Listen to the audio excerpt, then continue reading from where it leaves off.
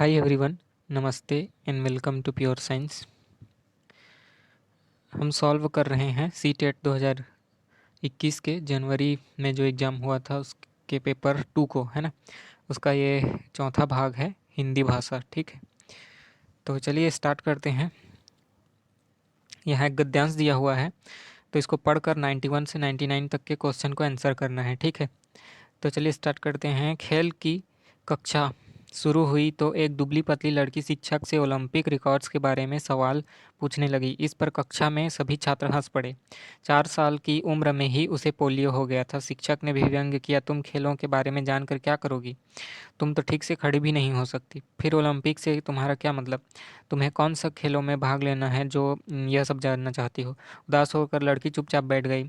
सारी क्लास उस पर देख देर तक हंसती रही। घर जाकर उसने माँ से पूछा, क्या मैं दुनिया की सबसे तेज धावक बन सकती हूँ? उसकी माँ ने उसे प्रेरित किया और कहा, तुम कुछ भी कर सकती हो। इस संसार में नामुमकिन कुछ भी नहीं है। अगले दिन जब खेल पीरियड में उन्हें बाकी बच्चों से अलग बिठा दिया गया तो उसे कुछ सोचकर बैसाखियाँ संभाली और दृढ़ निश्चय के साथ बोली, सर याद रखिएगा, अगर लगन सच्ची और इरादे बुलंद हो तो सब कुछ संभव है। सभी ने इसे भी मजाक में लिया और उसकी बात पर ठहाका लगाया। ठीक है, अगला है। अब वह लड़की तेज चलने के अभ्यास में जुट गई। वह कोच की सलाह पर अमल करने लगी, अच्छी और पौष्टिक खुराक लेने लगी। कुछ दिनों में उसने अच्छी तरह चलना फिरना दौड़ना सीख लिया। इसके बाद वह छोटी मोटी दौड़ में हिस्सा लेने लगी। अब कई लोग उसकी मदद के लिए आगे आने लगे। वो इसका उत्साह बढ़ाते, उसके हौसले बुलंद होने लगे। उसने 1960 के ओलंपिक में 100 मीटर, 200 मीटर और 4x100 रिले में वर्ल्ड रिकॉर्ड बनाकर सबको आश्चर्यचकित कर दिया। ओलंपिक में इतिहास रचने वाली यह बालिका थी अमेरिका की प्रसिद्ध धाविका विल्मा रुडोल्फ। ठीक है, तो ये विल्मा रुडोल्फ की कहानी है, एक छोटी सी, है ना। तो आप देखते हैं क्वेश्चन क्या है और इसके आंसर, उसको आंसर करने का प्रयास करते हैं। ठीक है, शिक्षक के उत्तर के बारे में उत्तर से उसके बारे में धारणा बनती है। शिक्षक के बारे में क्या धारणा बनती है? सत्यवादी था, प्रेरक था, कठोर था, हितैषी था। ठीक है, तो स्पष्ट है ना। सत्यवादी नहीं था, प्रेरक तो था ही नहीं बिल्कुल, है ना। हितैषी भी नहीं था, कठोर था। ठीक है, कठोर व्यक्ति था, है ना। तो option 3 is the correct answer. अगला क्वेश्चन है, लड़की के अनुसार सब कुछ संभव है। यदि हो, क्या हो तो सब कुछ संभव है। ठीक है, तो यहाँ पर बोला गया है, अगर लगन सच्ची और इरादे बुलंद हों तो सब कुछ संभव है। ठीक है, यहाँ पर बोला गया है। ठीक है, तो लगन सच्ची और ऊंचा इरादा हो, है ना, तो सब कुछ संभव है। तो ऑप्शन 2 जो है सही उत्तर है। Option 2 is the correct answer. अगला क्वेश्चन देखते हैं। गद्यांश में निहित मुख्य संदेश है। यहाँ इस गद्यांश को पढ़ने से मुख्य संदेश क्या मिलता है? किसी का मजाक नहीं उड़ाना चाहिए, नहीं, ये तो सही संदेश नहीं है। शिक्षक को दयालु होना चाहिए, ये भी संदेश नहीं है। सफलता के लिए लगन और परिश्रम आवश्यक है। ठीक है, सफलता के लिए लगन और परिश्रम होना आवश्यक है। ठीक है, तो ऑप्शन 3 जो है सही उत्तर है उसका। अगला क्वेश्चन देखते हैं। आश्चर्यचकित का विग्रह होगा। आश्चर्यचकित का विग्रह अलग अलग करने पर इसको, है ना, क्या होगा, है ना। आश्चर्य में चकित नहीं, आश्चर्य और चकित नहीं, आश्चर्य से चकित। ठीक है, आश्चर्य से चकित हो जाना, है ना, आश्चर्य से चकित हो जाना, है ना, या अचरज में पड़ जाना। ठीक है, इसको बोला जाता है आश्चर्यचकित। तो तीसरा उत्तर सही उत्तर है। ठीक है, अगला क्वेश्चन देखते हैं। व्यंग्य किया का सबसे उपयुक्त अर्थ होगा, है ना। व्यंग्य किया का बस इन दोनों शब्दों का जो है सबसे उपयुक्त अर्थ होगा।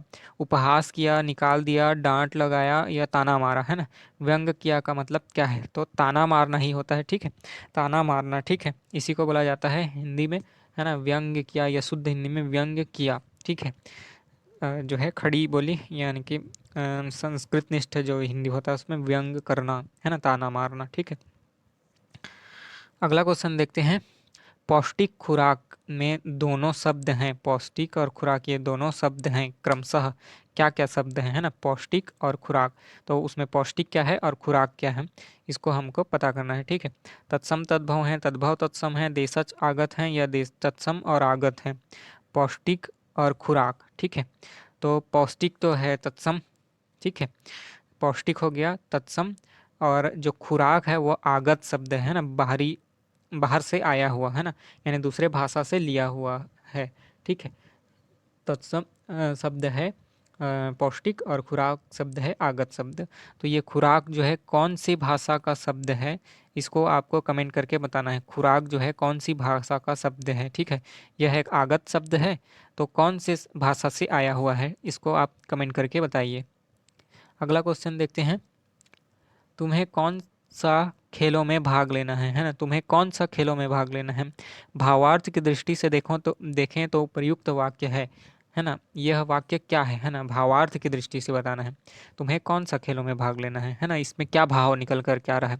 अगर कोई व्यक्ति बोल रहा है, यानी शिक्षक ने बोला उस बालिका को कि तुम्हें कौन सा खेलों में भाग लेना है, तो यह इससे क्या भाव जो है स्पष्ट होता है। निषेधार्थी है, या विस्मयार्थक है, या प्रश्नार्थक है, या विधानार्थक है। तो देखिए स्पष्ट है, तुम्हें कौन सा खेलों में भाग लेना है ना। तो इसका जो है स्पष्ट है कि निषेधात्मक है ना। मतलब कि तुम्हें खेल में भाग नहीं लेना है ना। तुम्हें कौन सा खेलों में भाग लेना है, इसका जो भावार्थ निकल के आ रहा है, इसका मतलब है कि तुम्हें खेलों में भाग नहीं लेना है। ठीक है।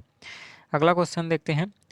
लड़की के सवाल पूछने पर छात्र हंस पड़े, क्योंकि लड़की है ना। लड़की ने जब सवाल पूछा अपने शिक्षक से, तो सभी छात्र जो है हंस पड़े। क्यों हंस पड़े?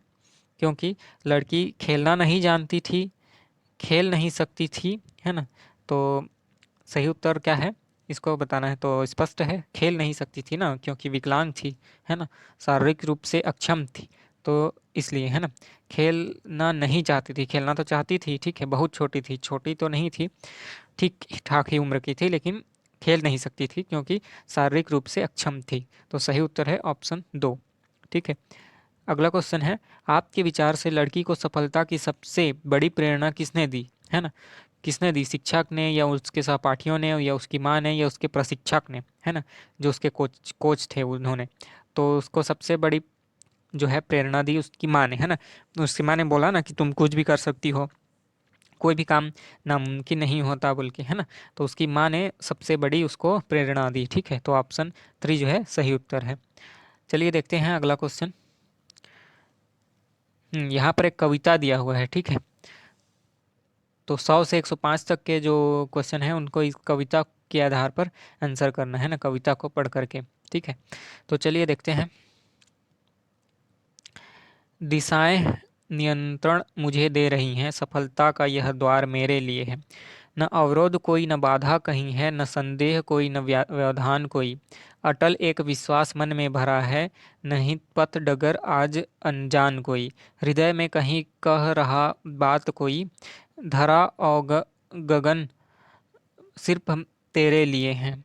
नहीं कुछ यहाँ जो मुझे रोक पाए, न कोई यहाँ जो मुझे टोक पाए। आ जानी हवा में बहे जा रही हूँ, मुझे आज लगता कि मैं वह नहीं हूँ।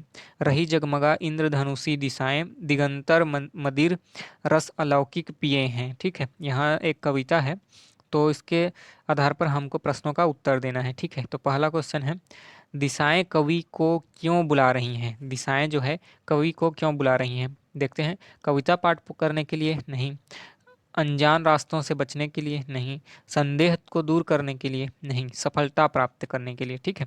सही उत्तर है सफलता प्राप्त करने के लिए। यहाँ जो कविता है उसका मुख्य जो सार भाव है ना, सफलता से संबंधित है।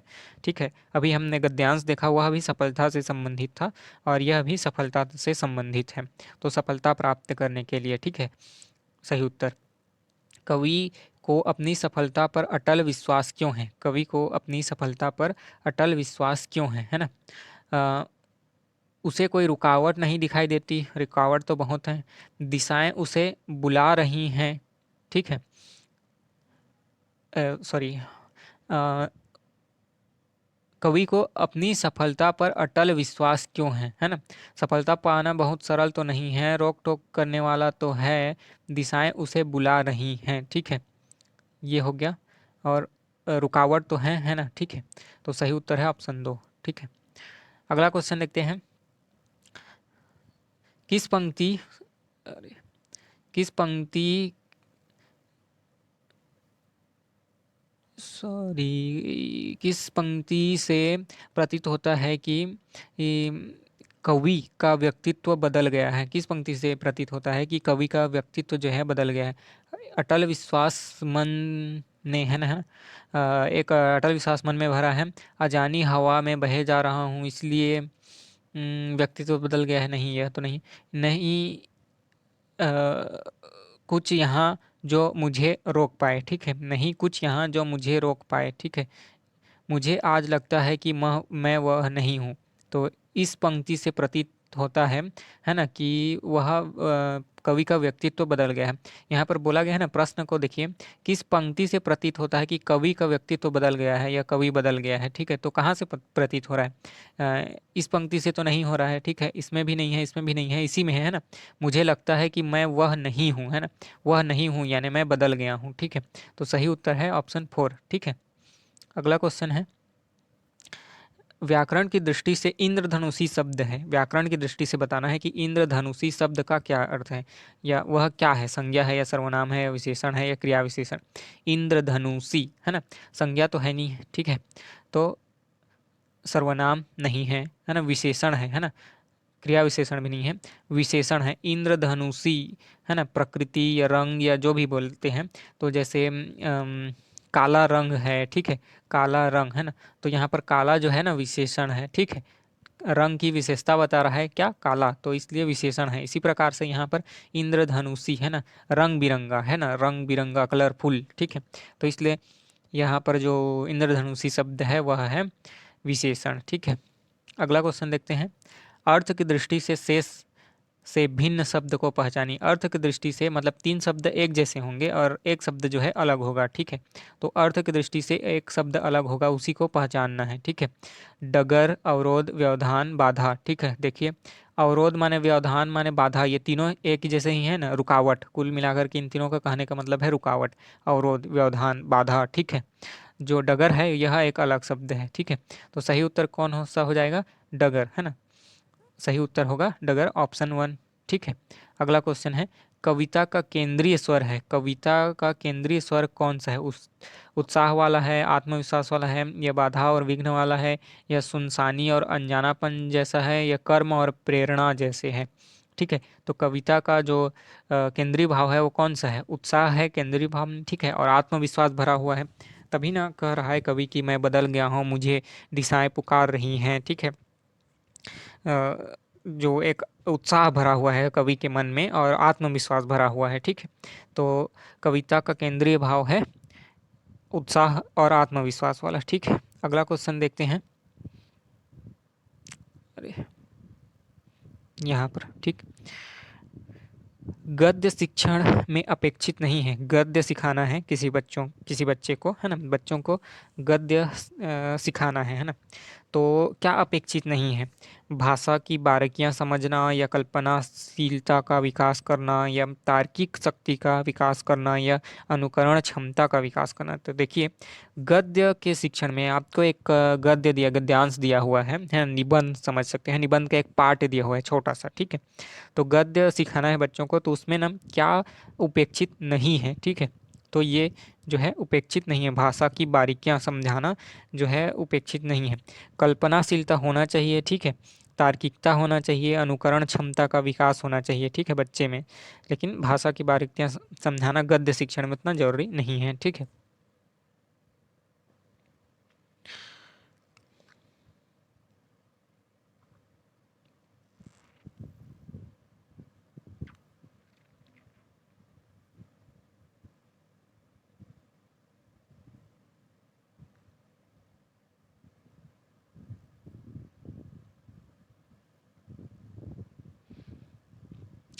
देखते हैं अगला क्वेश्चन,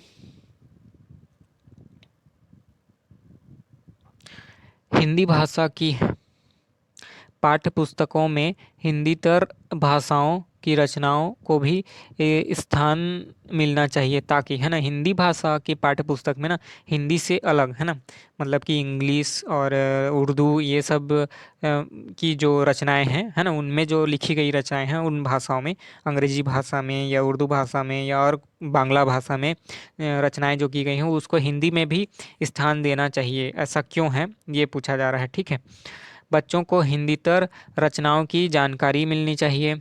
ठीक है, बच्चे हिंदीतर रचनाओं की भाषिक विशेषताओं को से परिचित हो सके, ये सही उत्तर है। ठीक है, सिर्फ रचनाकारों की जानकारी नहीं, भाषा में अपनी पकड़ बना सकें अलग अलग, तो हिंदी भाषा में पकड़ बनाने के लिए हिंदी का ही बताएंगे ना। ठीक है, अगला दूसरा तो नहीं बताएंगे। ठीक है, बच्चे हिंदी भाषा के व्याकरण से परिचित हो सकें तो इसके लिए हिंदी पढ़ाना चाहिए, दूसरे से संबंधित थोड़ी।